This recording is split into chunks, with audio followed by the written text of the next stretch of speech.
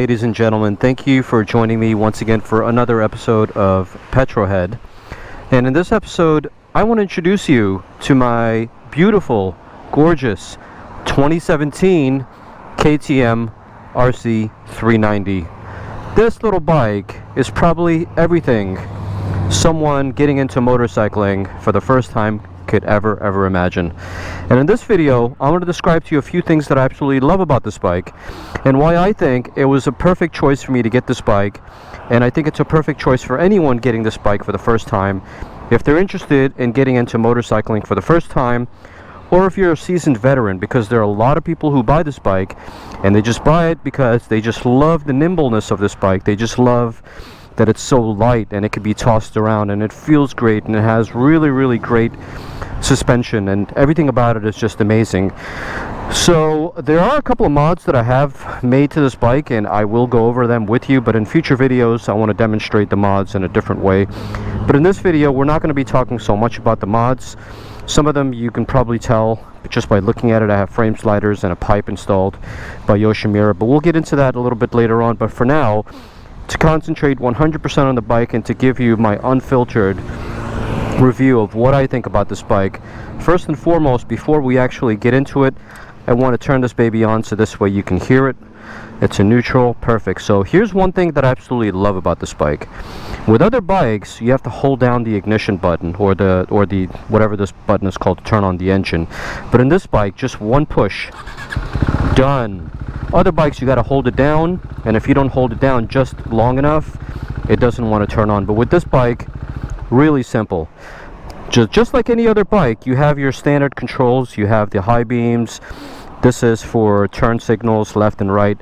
Let's see, let's get this back on. Okay, so speaking of turn signals, when you put the turn signal on, unfortunately this is one thing I don't like about it, but both sides, left and right, blink. I just wish that it told you if it was left side or right side. So sometimes I make a mistake and I don't know which side it is, so I have to do it again. But anyways, push it in and it's a little squishy. Push it in and it resets. Left goes left, right goes right. Push it back in and it goes away. So as I mentioned, push button start, very simple. And that's basically it. The rest of the review is going to continue once we get going. Ah, what a beautiful view. Look at this place. We're in Carlsbad right now, and I decided to come here for the review. I actually rode my bike here all the way from La Jolla, rode it all the way down here on the highway, and then I decided to start the review up once we got to this location because I absolutely love it. It's one of my favorites. So now we're in neutral. Let's get into first gear. All right, speaking of first gear, when you push down on the clutch to get into first gear, you have a somewhat satisfying feel about the clutch. And the clutch engagement, that point where the clutch engages, it does feel good. It's very immediate. I like that aspect of it. First gear, second gear, there's a lot of torque. Torque is anywhere between 9,000 to 11,000 RPM. And as you can tell, the rev limiter comes on very quickly. But first, second, third, and I think even fourth gear, you have a lot of pep on this little engine. Speaking of engine, it's 43 horsepower, and I think somewhere around 30 foot-pounds of torque. If I'm wrong, I'll correct it in the video once I upload this and splice things up. I'll put a little caption of what the exact figures are, but off the top of my head, I believe it's 43 horsepower and about 30-35 foot-pounds of torque, but I'll definitely get that corrected like I said. This little bike is very nimble. Look at this thing. I'm tossing this thing around and it's very nimble. I'm doing about 40 miles an hour using counter steering. Left goes left, right goes right, and it's very easy to toss this thing around. So the bike weighs about 320 pounds dry. Wet weighs about 345 pounds. With oil, with gas, everything. So I think that the fuel tank is pretty much full at the moment. It's probably a little bit over 3/4 full at the moment. So yeah, you're seeing me ride the bike at its heaviest at the moment. So as you can tell, it's very light, it's very flickable. And if you've seen any of my other videos, you know that I have a 959 Ducati Panigale.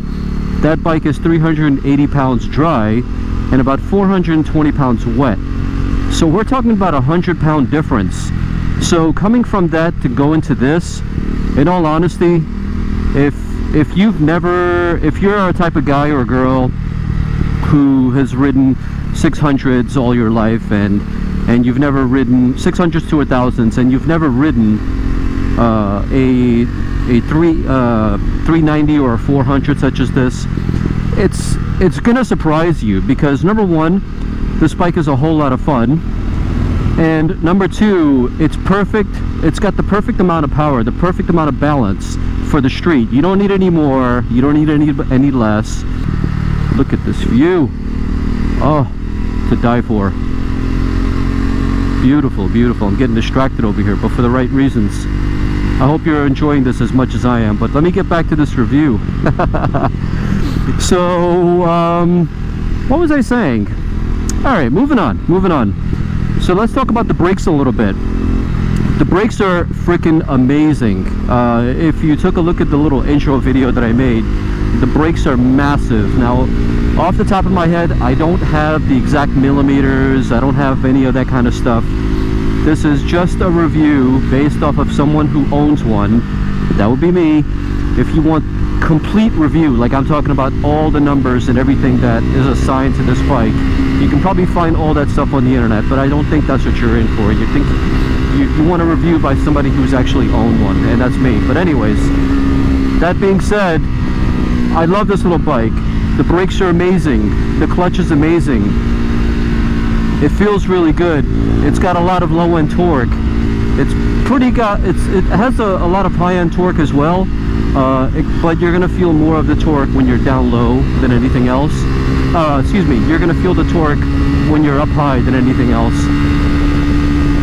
It kicks in somewhere around the 9,000 RPM range. I know there are softwares out there that connect to your engine and power commanders and such that will increase the horsepower and give you a better throttle response and stuff like that, but I haven't done any of that to this bike, and honestly I like it the way it is. I'm not sure if I will in the future, but that's definitely something to consider. If you want torque in every gear, in all the ranges, a power commander is definitely for you, but at this point I don't feel like that's for me, so I haven't done that yet. The sound of the bike, let's talk about the sound. With the stock pipe, I thought it was a bit quiet, to be honest with you. I bought this bike first, and then I bought my 959 Panigale, and thank God I bought this bike first, because the 959 Panigale, even though this has a pipe, the 959 Panigale sounds 10 times louder than this does. It is very, very loud, that Panigale, and you can check out that video in the link that I'll link in the description section, or it might be somewhere above. I'm new to YouTube, so excuse me if I don't know the lingo yet, but it will be linked to this video, so you can take a look at that. But anyways, I thought this bike was a little bit quiet when I first got it, but now that I installed the Yoshimura pipe, I bought it on offer up from this guy, and he actually did the installation for me. I'll include the installation video to this video as well, so you can look for that as well, just so you can see how it works out. But I bought it from him, and he was nice enough to install it for me as well. And ever since I put that pipe on, it sounds a whole lot better. It sounds very throaty. It's got little pops and crackles. Let me see if you can hear it. Let's see. Alright, we're gonna work on that. So anyways, it's got the little pop.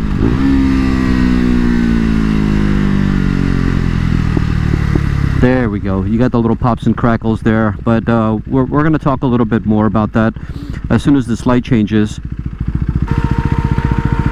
And I don't know if you can hear it, but the fan just kicked on this bike. And one thing that I probably don't like about the bike, just like the Panigale series, is that it gets very, very hot. And although you don't feel the heat too much on your thighs, the fan kicks on. This bike likes to be ridden hard. This bike likes to be revved high. It does not like to sit in traffic.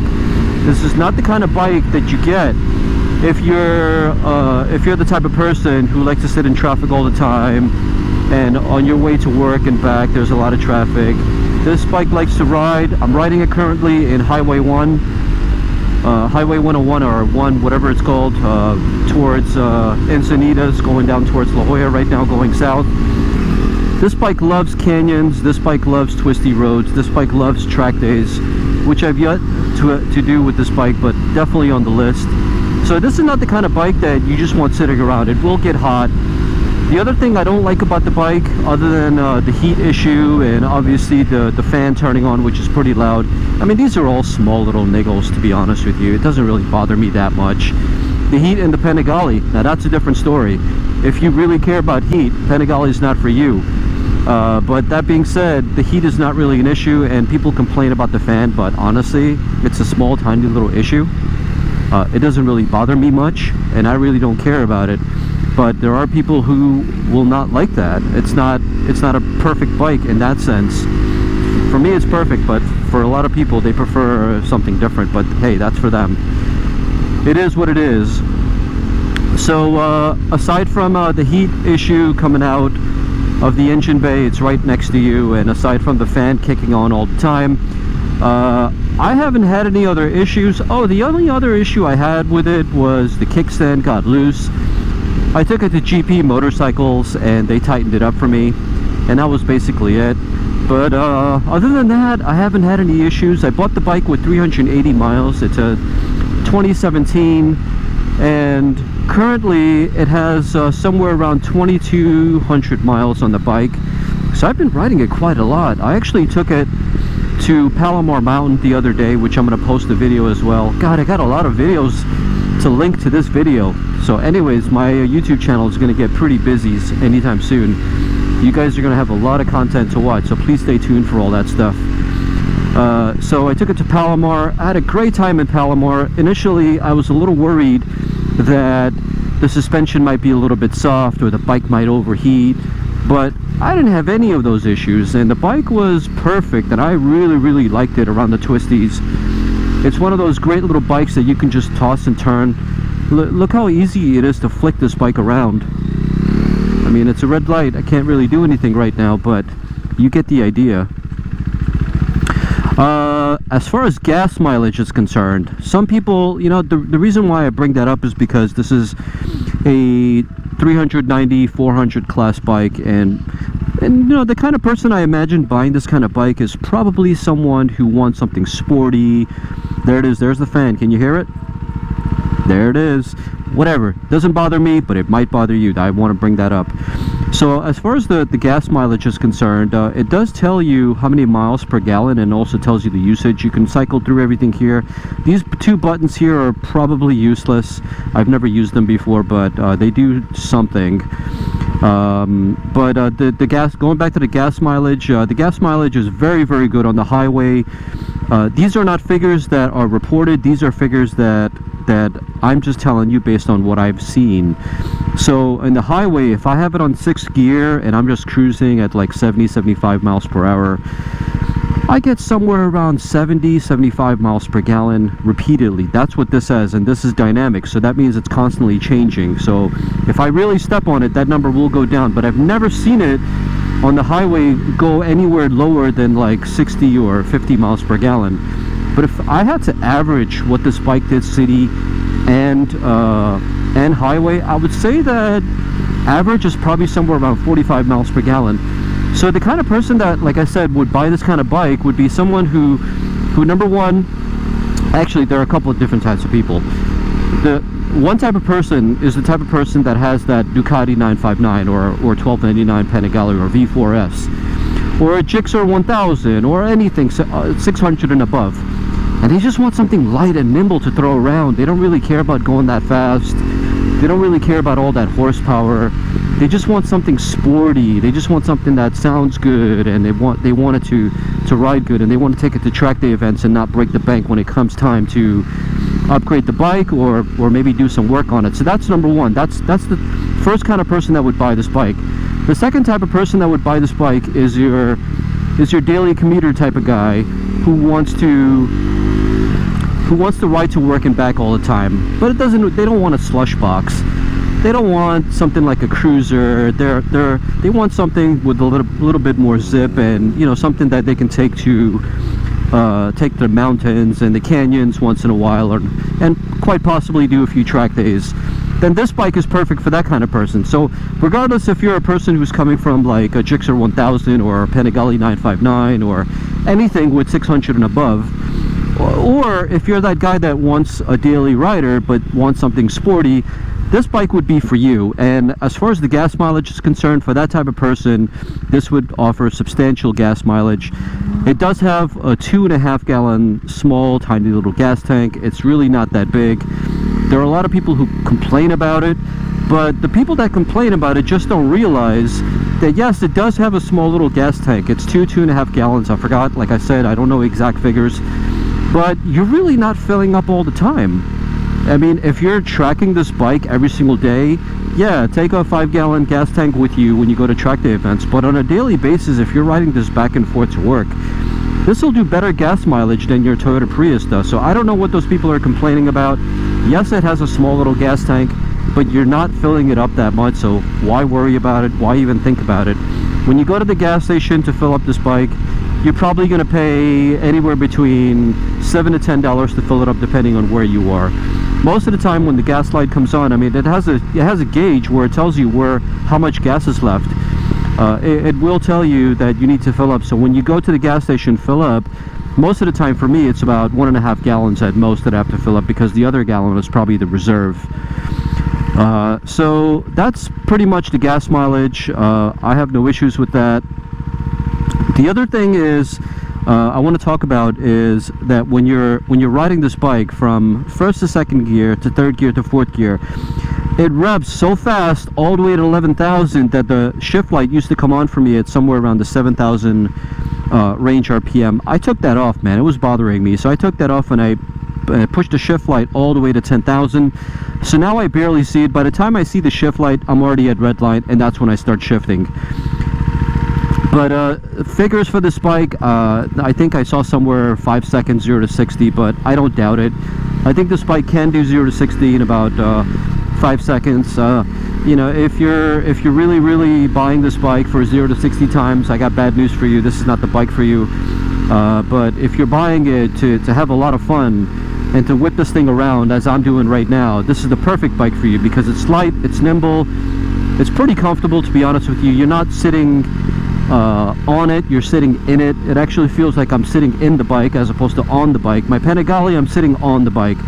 With this bike, I'm sitting in the bike. I can actually feel a difference when I'm sitting in it. And besides that, mirrors are good, riding position is good.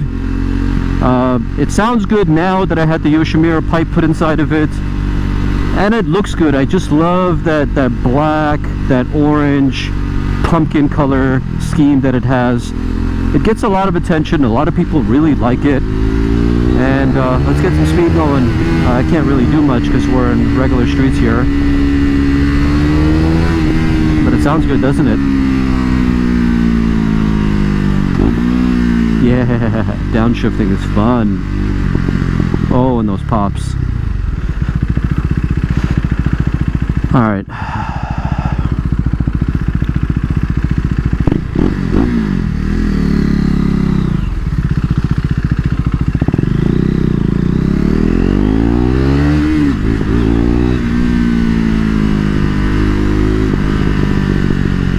There goes those little pops for you.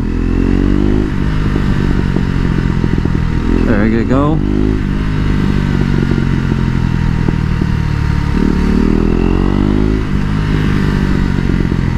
Alright, this will be a good time for me to go through the gears.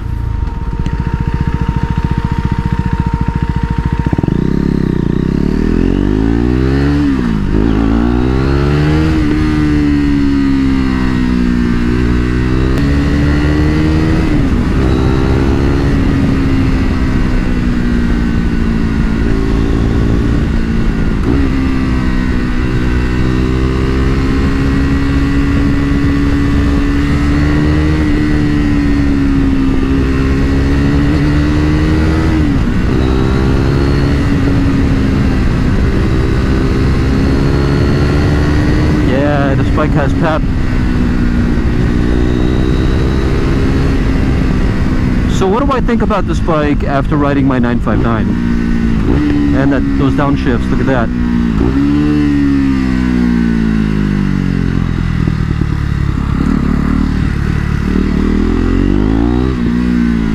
Alright, ladies and gentlemen, this review is pretty much coming to an end. One last thing I forgot to mention about this bike. Normally on more expensive bikes, you got these adjustable brake, clutch and brake levers here, and it's included in this bike. One other thing I can't really show you is at nighttime, these little switches here, they all light up, and you don't really get that on lesser expensive bikes, but maybe because this is a European bike, European but made in India, whatever. Some stuff like this is kind of flimsy. I wish it wasn't like this. I mean, I really don't like this. I adjusted this so this way it's closer to my hand grip, but as you can see, it's kind of flimsy here. I wish it wasn't like that. It is what it is. It doesn't bother me that much, but you know, some things you just are okay with, some things you're not. But I thought I show that to you so you can see it. What else? What else do I not like about this bike? I don't know. I mean, for the bike being what it is, there's really not much not to like about it. It's beautiful. It performs well. I mean, the stock suspension is not perfect, but it's great for what it is. If you're a smaller person like I am and you're under 150 pounds, perfect bike for you. But if you're 200 pounds and above, I suggest that you change out the suspension, because as soon as you sit, it's going to sag. Either that or change the whatever this thing is, just turn it a couple of clicks so this way it doesn't sag that much. But other than that, it's a great bike. Would I recommend this bike for you as your first bike or as your last bike? Yes, I definitely recommend this bike. Am I going to keep this bike? Definitely. I don't know how long I'm going to keep it. Things change all the time, but I love this little bike. Even though I have my Ducati, it's got 3 times the power.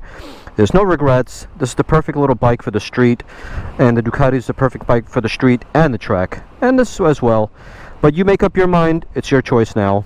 Thank you so much for watching, and I'll see you in the next episode. And please make sure to like and subscribe.